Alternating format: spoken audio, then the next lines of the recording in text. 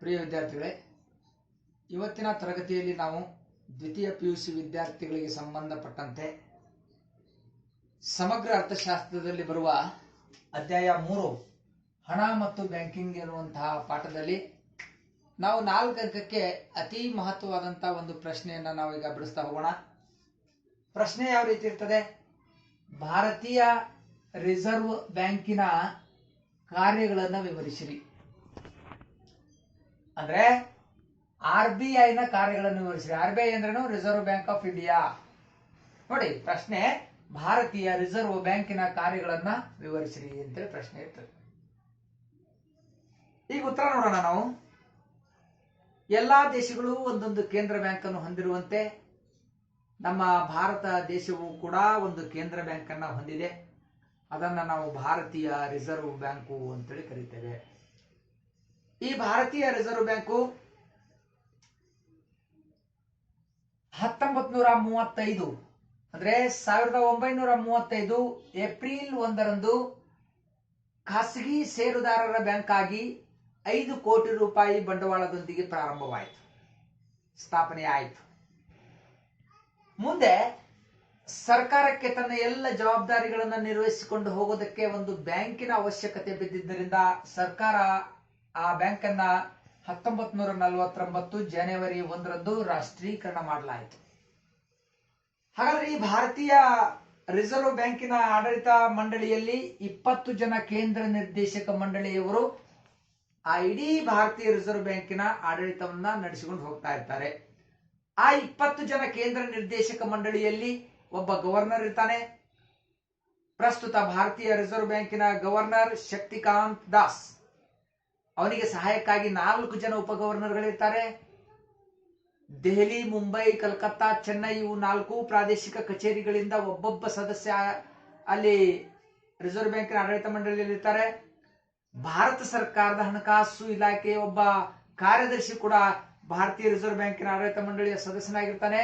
ಜೊತೆಗೆ ವಿವಿಧ ಇಲಾಖೆಯಲ್ಲಿ ಪರಿಣಿತಿ ಹೊಂದಿರುವಂತಹ 10 ಜನ ಸದಸ್ಯರು ಈ ಆಡಳಿತ ಮಂಡಳಿಯ ಸದಸ್ಯರಾಗಿರ್ತಾರೆ. ಹಾಗಾದ್ರೆ ಒಟ್ಟಾರೆಯಾಗಿ ಆಡಳಿತ ಮಂಡಳಿಯಲ್ಲಿ 20 ಜನ ಕೇಂದ್ರ ನಿರ್ದೇಶಕ ಮಂಡಳಿ ಇರ್ತದೆ. ಈಗ ಭಾರತೀಯ ರಿಸರ್ವ್ ಬ್ಯಾಂಕಿನ ಪ್ರಸ್ತುತ ಕೇಂದ್ರ ಕಚೇರಿ ಎಲ್ಲಿದೆ ಅಂತ ಕೇಳಿದ್ರೆ ಇಲ್ಲಿ ಮುಂಬೈನಲ್ಲಿದೆ. ಇಷ್ಟು ಬರೆದು ನಾವು ರಿಸರ್ವ್ ಬ್ಯಾಂಕಿನ ಕಾರ್ಯಗಳನ್ನ ಒಂದೊಂದಾಗಿ ಬರಿತಾ ಹೋಗ್ಬೇಕು. ಹಾಗಾದ್ರೆ ನೋಡೋಣ ಭಾರತೀಯ ರಿಸರ್ವ್ ಬ್ಯಾಂಕಿನ ಕಾರ್ಯಗಳು ಏನದಾವ. ಭಾರತೀಯ ರಿಸರ್ವ್ ಬ್ಯಾಂಕಿನ ಕಾರ್ಯಗಳಲ್ಲಿ ಮೊಟ್ಟ ಮೊದಲನೇ ಕಾರ್ಯನೇ ಯಾವುದು? ನೋಟುಗಳನ್ನ ಮುದ್ರಿಸಿ ಚಲಾವಣೆಗೆ ತರುತ್ತದೆ. ಭಾರತೀಯ ರಿಸರ್ವ್ ಬ್ಯಾಂಕು ನೋಟುಗಳನ್ನ ಮುದ್ರಣ ಮಾಡ್ತದೆ ಮತ್ತು ಅದನ್ನ ಚಲಾವಣೆಗೆ ತರ್ತದೆ.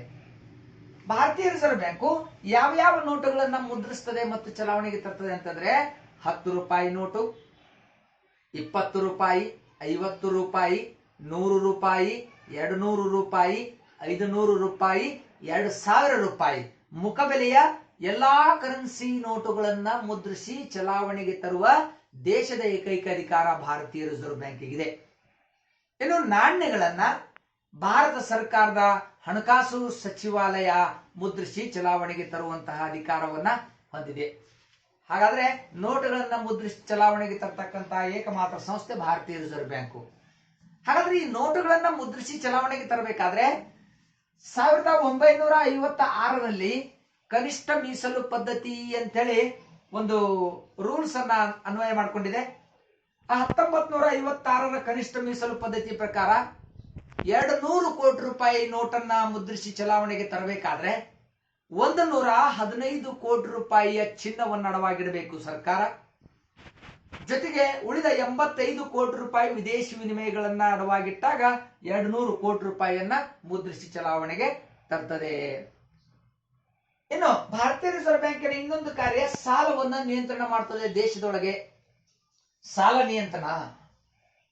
ಭಾರತೀಯ ರಿಸರ್ವ್ ಬ್ಯಾಂಕು ತನ್ನ ಅನೇಕ ನೀತಿಗಳಾದಂತಹ ನಗದು ಮೀಸಲು ಅನುಪಾತ, ಶಾಸನಬದ್ಧ ದ್ರವ್ಯತಾ ಅನುಪಾತ, ಬ್ಯಾಂಕ್ ದರ, repo rate, reserve repo rate, ಅಂಚಿನ ಅಗತ್ಯತೆ ನಿರ್ಧಾರ ಈ ಎಲ್ಲ ಸಾಧನಗಳನ್ನ ಬಳಸಿ ದೇಶದೊಳಗೆ ಹಣದ ಹರಿವು ಹೆಚ್ಚಾಗುವುದು ಕಡಿಮೆ ಆಗುವುದು ಮಾಡುವುದನ್ನ ಮಾಡ್ತದೆ. ಅಂದ್ರೆ ಸಾಲವನ್ನ ನಿಯಂತ್ರಣ ಮಾಡ್ತದೆ ಅಂತೇಳಿ ನಾವು ಹೇಳಬಹುದು.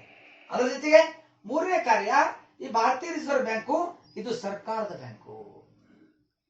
ಭಾರತೀಯ ರಿಸರ್ವ್ ಬ್ಯಾಂಕು ಸರ್ಕಾರದ ಬ್ಯಾಂಕ್ ಆಗಿ ಸರ್ಕಾರದ ಹಣವನ್ನ ಠೇವಣಿ ರೂಪದಲ್ಲಿ ಇಟ್ಟುಕೊಳ್ಳುತ್ತದೆ, ಸರ್ಕಾರಕ್ಕೆ ನಿರ್ದೇಶನ ಮತ್ತು ಸಲಹೆಗಳನ್ನ ಕೊಡ್ತದೆ, ಸರ್ಕಾರದ ಪರವಾಗಿ ಹಣವನ್ನ ಸ್ವೀಕಾರ ಮಾಡತಕ್ಕಂತ ಕಾರ್ಯ ಮಾಡ್ತದೆ ಮತ್ತು ಸರ್ಕಾರದ ಪರವಾಗಿ ಹಣವನ್ನ ಪಾವತಿ ಮಾಡುವಂತ ಕಾರ್ಯವನ್ನ ಮಾಡೋದ್ರಿಂದ ಭಾರತೀಯ ರಿಸರ್ವ್ ಬ್ಯಾಂಕ್ ಅನ್ನು ನಾವು ಸರ್ಕಾರದ ಬ್ಯಾಂಕು ಅಂತೇಳಿ ಕರಿತಾ ಇದ್ದೇವೆ. ಅಷ್ಟೇ ಅಲ್ಲದೆ ಭಾರತೀಯ ರಿಸರ್ವ್ ಬ್ಯಾಂಕು ವಿದೇಶಿ ವಿನಿಮಯದ ಪಾಲಕ ಅಂತೇಳಿ ಕರಿತೇವೆ ನಾವು.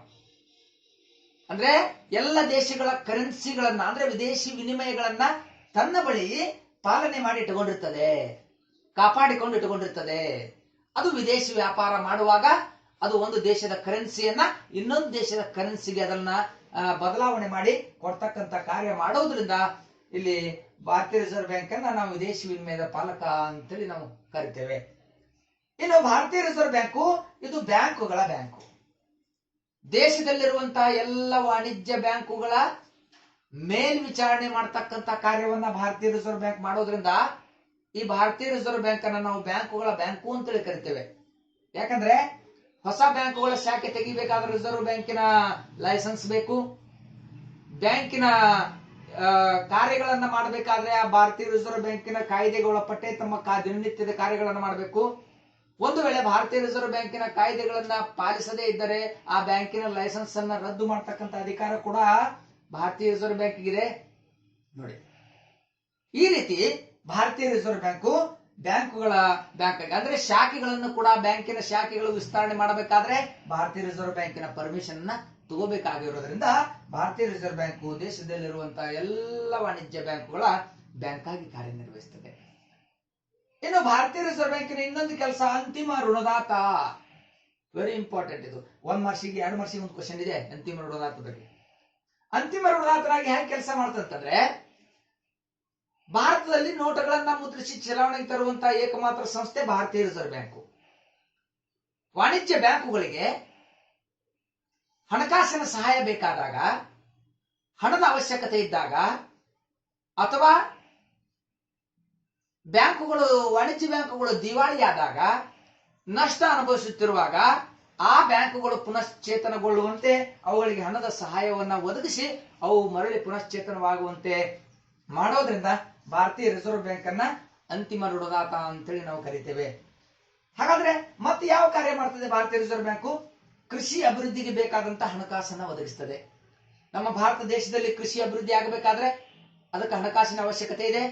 ಹೀಗಾಗಿ ಕೃಷಿ ಅಭಿವೃದ್ಧಿಗೆ ಹಣಕಾಸನ್ನ ಒದಗಿಸುವುದಕ್ಕಾಗಿಯೇ ನಬಾರ್ಡ್ ಅನ್ನುವಂತ ಒಂದು ಬ್ಯಾಂಕ್ ಅನ್ನ ಸ್ಥಾಪನೆ ಮಾಡಿದೆ. ಆ ನಬಾರ್ಡ್ ಬ್ಯಾಂಕಿನ ಮುಖಾಂತರವಾಗಿ ಕೃಷಿ ಅಭಿವೃದ್ಧಿಗೆ ಅಲ್ಪಾವಧಿ, ಮಧ್ಯಮಾವಧಿ ಮತ್ತು ದೀರ್ಘಾವಧಿಯ ಸಾಲವನ್ನು ಒದಗಿಸಿ ಕೃಷಿ ಕ್ಷೇತ್ರದ ಅಭಿವೃದ್ಧಿಯಲ್ಲಿ ಪ್ರಮುಖ ಪಾತ್ರ ವಹಿಸುತ್ತದೆ ಭಾರತೀಯ ರಿಸರ್ವ್ ಬ್ಯಾಂಕ್. ಅಷ್ಟೇ ಅಲ್ಲದೆ ನೆಕ್ಸ್ಟ್ ಮುಂದಿನ ಕಾರ್ಯ ಕೈಗಾರಿಕಾ ಅಭಿವೃದ್ಧಿಗೆ ಬೇಕಾದಂತಹ ಹಣಕಾಸನ್ನ ಒದಗಿಸ್ತದೆ. ದೇಶದೊಳಗ ಕೈಗಾರಿಕೆ ಅಭಿವೃದ್ಧಿ ಆಗಬೇಕಾದ್ರೆ ಅದಕ್ಕೆ ಹಣಕಾಸಿನ ನೆರವಿನ ಅವಶ್ಯಕತೆ ಇದೆ. ಹೀಗಾಗಿ ಈ ಕೈಗಾರಿಕೆಗಳಿಗೆ ಹಣಕಾಸನ್ನು ಒದಗಿಸುವ ಸಲುವಾಗಿ IDBI bank, ICICI bank, IFCI bank ಈ ಬ್ಯಾಂಕ್ಗಳನ್ನ ಸ್ಥಾಪನೆ ಮಾಡಿದೆ. ಈ ಬ್ಯಾಂಕುಗಳು ಕೈಗಾರಿಕೆಗಳನ್ನ ಸ್ಥಾಪಿಸುವವರಿಗೆ ಅಲ್ಪಾವಧಿ, ಮಧ್ಯಮಾವಧಿ ಮತ್ತು ದೀರ್ಘಾವಧಿಯ ಸಾಲಗಳನ್ನ ಕೊಟ್ಟು ಕೈಗಾರಿಕೆಗಳು ದೇಶದಲ್ಲಿ ಅಭಿವೃದ್ಧಿ ಆಗುವಂತೆ ಮಾಡ್ತದೆ ಭಾರತೀಯ ರಿಸರ್ವ್ ಬ್ಯಾಂಕು.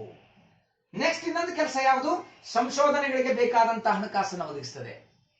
ಕೃಷಿಯಲ್ಲಿ ಸಂಶೋಧನೆ, ಕೈಗಾರಿಕೆಗಳಲ್ಲಿ ಸಂಶೋಧನೆ, ಬ್ಯಾಂಕಿಂಗ್ ಕ್ಷೇತ್ರದಲ್ಲಿ ಸಂಶೋಧನೆ, ವಿವಿಧ ಕ್ಷೇತ್ರಗಳಲ್ಲಿ ಸಂಶೋಧನೆ ಕೈಗೊಳ್ಳಬೇಕಾದ್ರೆ ಅದಕ್ಕೆ ಹಣಕಾಸಿನ ನೆರವು ಬೇಕಾಗ್ತದೆ. ಆ ಹಣಕಾಸಿನ ನೆರವನ್ನ ಭಾರತೀಯ ರಿಸರ್ವ್ ಬ್ಯಾಂಕು ಒದಗಿಸುವುದರಿಂದ ಇದು ಸಂಶೋಧನೆಗಳಿಗೆ ಹಣಕಾಸನ್ನ ಒದಗಿಸ್ತದೆ ಅಂತ ನಾವು ಹೇಳ್ತೇವೆ. ಅದರ ಜೊತೆಗೆ ಕೊನೆಯದಾಗಿ ಭಾರತೀಯ ರಿಸರ್ವ್ ಬ್ಯಾಂಕಿನ ಕಾರ್ಯ ಬ್ಯಾಂಕ್ ಸಿಬ್ಬಂದಿಗೆ ತರಬೇತಿಗಳನ್ನ ಕೊಡ್ತದೆ. ಬ್ಯಾಂಕ್ ಸಿಬ್ಬಂದಿಗೆ ಹೊಸ ತಂತ್ರಜ್ಞಾನವನ್ನು ಅಳವಡಿಸಿಕೊಳ್ಬೇಕಾದ್ರೆ ತರಬೇತಿ ಅವಶ್ಯಕತೆ ಇರ್ತದೆ. ಆ ತರಬೇತಿಗೆ ಬೇಕಾದಂತಹ ಹಣಕಾಸನ್ನ ಖರ್ಚು ಮಾಡುವುದು ಭಾರತೀಯ ರಿಸರ್ವ್ ಬ್ಯಾಂಕ್. ಮತ್ತು ಬ್ಯಾಂಕ್ ಸಿಬ್ಬಂದಿಗಾಗಲಿ ಸೆಮಿನಾರ್ಗಳನ್ನ ಏರ್ಪಡಿಸುವಂತಹ ಕಾರ್ಯವನ್ನು ಕೂಡ ಭಾರತೀಯ ರಿಸರ್ವ್ ಬ್ಯಾಂಕ್ ಮಾಡ್ತದೆ. ಈ ರೀತಿ ಒಳಗ ಭಾರತೀಯ ರಿಸರ್ವ್ ಬ್ಯಾಂಕಿನ ಕಾರ್ಯಗಳನ್ನ ವಿವರಿಸಿ ಅಂತಂದಾಗ ನಾವು ಈ ರೀತಿಯ ಕಾರ್ಯಗಳನ್ನ ನಾವು ವಿವರಣೆ ಕೊಡಬೇಕಾಗ್ತದೆ. ಕೇವಲ ಇಲ್ಲಿ ಕಾರ್ಯಗಳನ್ನ ಬರೆದಿದ್ದೇನೆ, ಆ ಕಾರ್ಯಗಳ ಮುಂದೆ ನೀವು ಒಂದು 2 ಲೈನ್ ಎಕ್ಸ್ಪ್ಲನೇಷನ್ ಕೊಟ್ರೆ ನಿಮಗೆ 4 ಅಂಕಕ್ಕೆ ಉತ್ತರ ರೆಡಿ ಆಗ್ತದೆ. ವಿದ್ಯಾರ್ಥಿಗಳೇ, ಈ ವಿಡಿಯೋ ನಿಮಗೆ ಇಷ್ಟ ಆದಲ್ಲಿ ಇದನ್ನ ನಿಮ್ಮ ಸ್ನೇಹಿತರಿಗೂ ಕೂಡ ಈ ವಿಡಿಯೋವನ್ನು ಕಳಿಸ್ರಿ ಅಂತ ಹೇಳ್ತಾ ಇಲ್ಲಿಗೆ ನನ್ನ ಈ ತರಗತಿಯನ್ನು ಮುಗಿಸ್ತಾ ಇದ್ದೇನೆ. ನಮಸ್ಕಾರ.